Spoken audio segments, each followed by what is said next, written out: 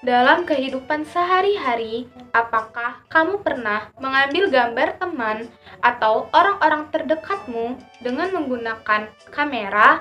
Atau pernahkah kamu mengamati bakteri dengan menggunakan mikroskop? Mungkin teman-teman tidak menyadari jika sedang menggunakan alat optik. Apa sih alat-alat optik itu? Contoh alat-alat optik yang sering teman-teman temukan biasanya yaitu kamera, kacamata, loop, mikroskop, dan masih banyak lagi. Lalu, apa ya yang dimaksud dengan alat-alat optik? Kalau kalian penasaran, silahkan simak videonya ya. Assalamualaikum warahmatullahi wabarakatuh.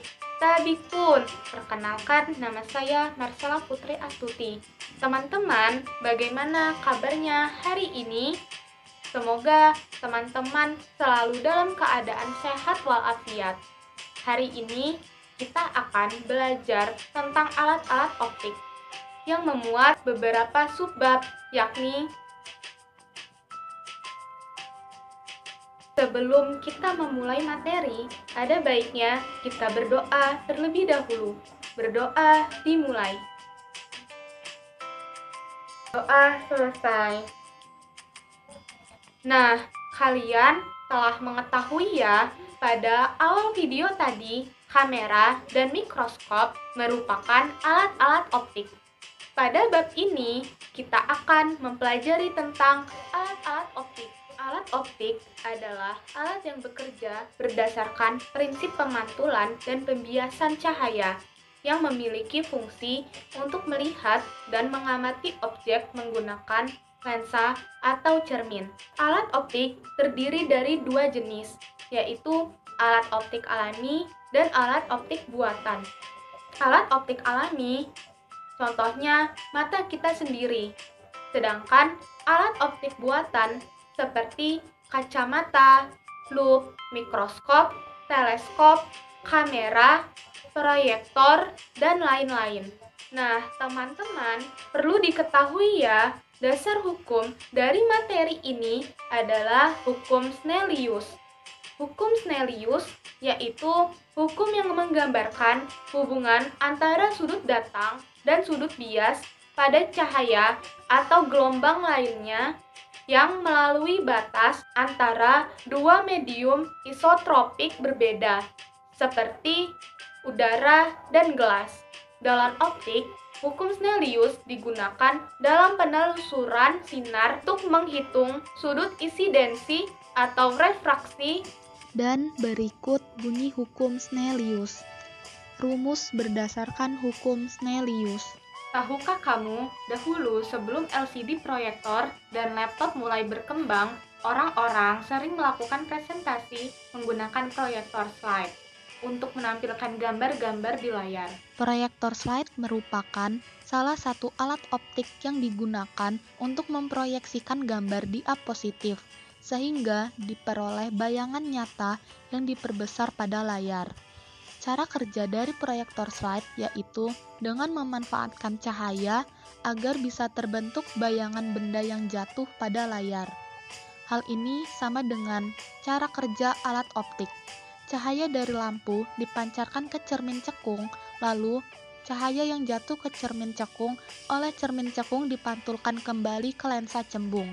Setelah itu, oleh lensa cembung diteruskan film slide dan akhirnya bayangan dibentuk film slide jatuh pada layar, sehingga terbentuklah bayangan di layar. Mula-mula kita akan membahas alat optik alami, yaitu mata.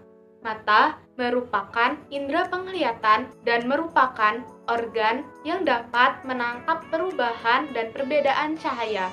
Organ ini bekerja dengan cara menerima, memfokuskan, dan mentransmisikan cahaya melalui lensa untuk menghasilkan bayangan objek yang dilihatnya.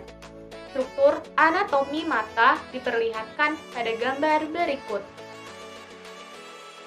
Daya akomodasi mata adalah kemampuan menipis atau menebalnya lensa mata sesuai dengan jarak benda yang dilihat oleh mata. B. cacat mata dan kacamata. Mata yang memiliki jangkauan penglihatan tidak seperti mata normal disebut cacat mata atau abrasi. Cacat mata dapat diatasi dengan menggunakan kacamata lensa kontak atau melalui suatu operasi. Ada beberapa jenis cacat mata, di antaranya 1. Rabun jauh atau miopi. Disebut juga mata dekat karena hanya dapat melihat jelas benda-benda yang dekat dengan mata. Mata penderita rabun jauh tidak dapat berakomodasi minimum secara normal. Dekatnya lebih pendek daripada titik dekat mata normal. Sedangkan titik jauhnya lebih pendek daripada titik jauh mata normal. Penderita rabun jauh tidak dapat melihat dengan jelas benda-benda yang letaknya jauh karena bayangan benda jatuh di depan retina. Agar dapat melihat seperti mata normal, maka harus dibantu dengan kacamata negatif atau berlensa cekung. Berikut gambar skema mata miopi. 2. Rabun dekat atau hipermetropi. Disebut juga mata jauh karena hanya dapat melihat jelas benda-benda yang jauh. Mata penderita rabun dekat mempunyai titik dekat dari 25 cm dan titik jauhnya terletak jauh tak terhingga. Pada penderita rabun dekat, bayangan benda jatuh di belakang retina. Agar dapat melihat seperti mata normal, maka harus dibantu dengan kacamata positif atau berlensa cekung atau berlensa cembung. Berikut gambar skema mata hipermetropi. 3. Mata tua atau presbiopi. Penderita presbiopi tidak dapat melihat benda jauh dengan jelas dan juga tidak bisa membaca pada jarak baca normal. Untuk mengatasinya digunakan kacamata yang berfungsi rangkap atau disebut kacamata bifokal.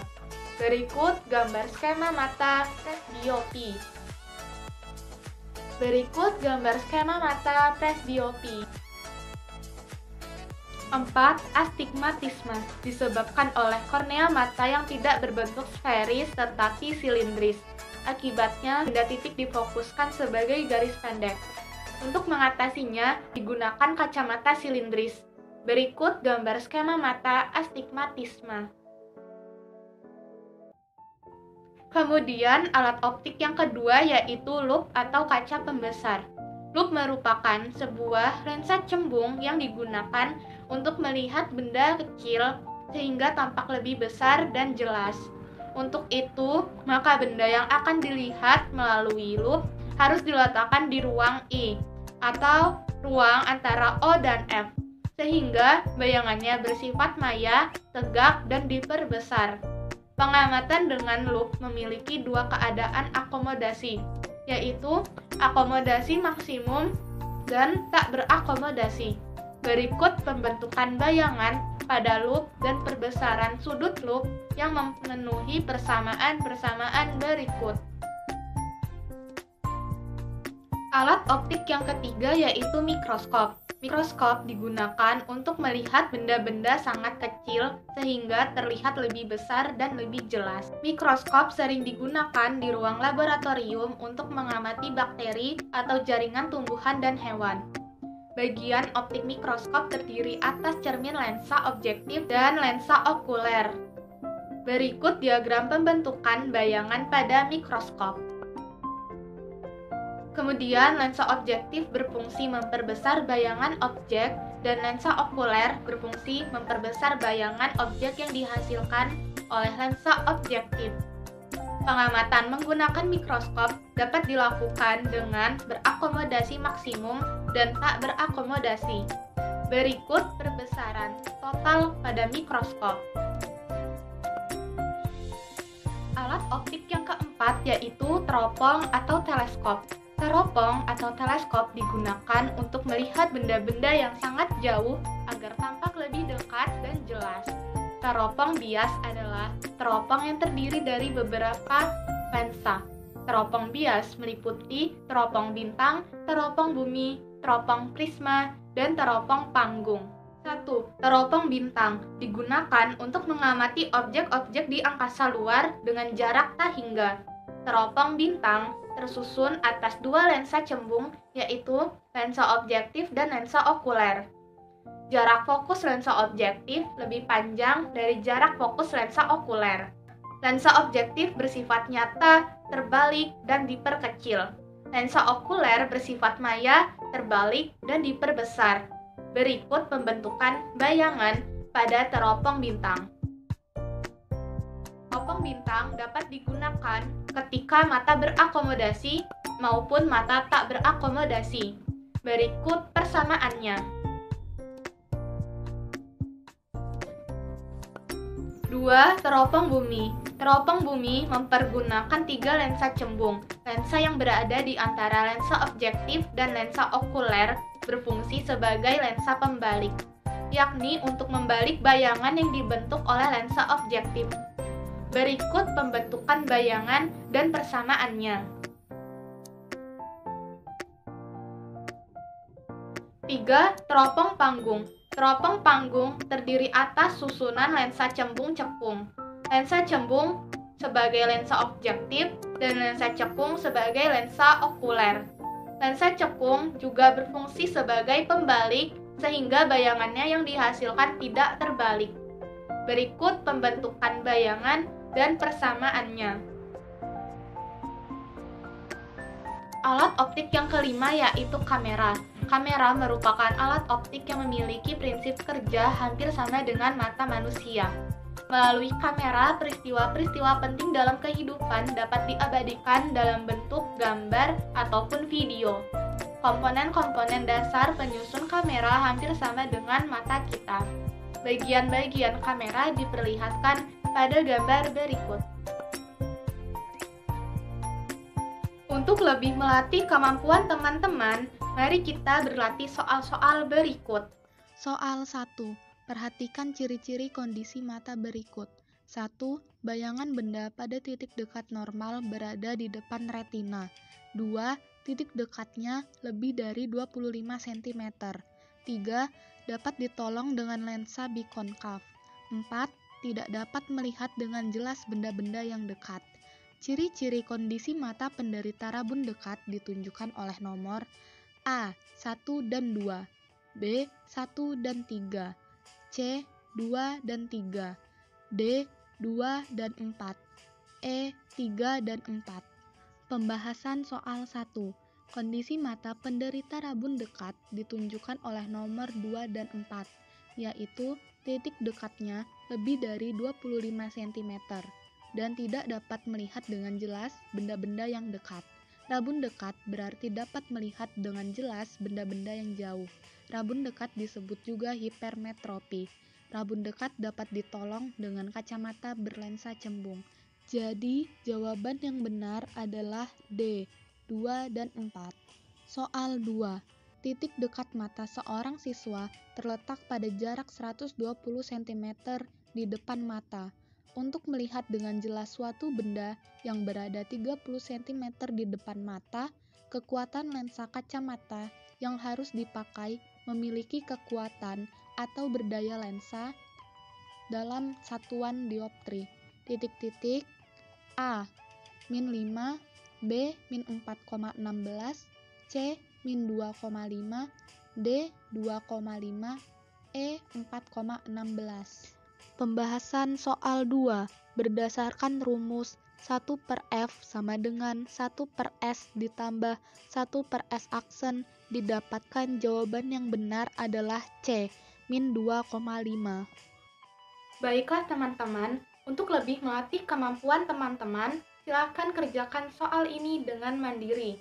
Tekan tombol pause untuk mengerjakannya terlebih dahulu. Selanjutnya ada aplikasi alat-alat optik dalam kehidupan sehari-hari. Kacamata. Kacamata berfungsi dengan cara mengatur bayangan agar jatuh tepat di retina, dengan cara menjauhkan titik jatuh bayangan pada penderita rabun jauh dan mendekatkan titik jatuh bayangan pada penderita rabun dekat. Lalu ada kamera. Cara kerja kamera hampir sama dengan kacamata. yakni cahaya masuk difokuskan oleh lensa dan kemudian ditangkap oleh retina yang merupakan film pada kamera. Teman-teman, dengan adanya alat-alat optik dalam kehidupan sehari-hari, ternyata membuat fisika sangat dekat dengan kehidupan kita. Baik teman-teman, waktunya memulai diskusi. Silakan pause video ini untuk memulai diskusi. Nah, untuk teman-teman, jangan lupa belajar dan banyak membaca buku ya, supaya ilmu teman-teman terus bertambah untuk kedepannya. Terima kasih telah menyaksikan video ini sampai habis. Saya harap video ini dapat bermanfaat bagi kita semua. Saya akhiri, wassalamualaikum warahmatullahi wabarakatuh.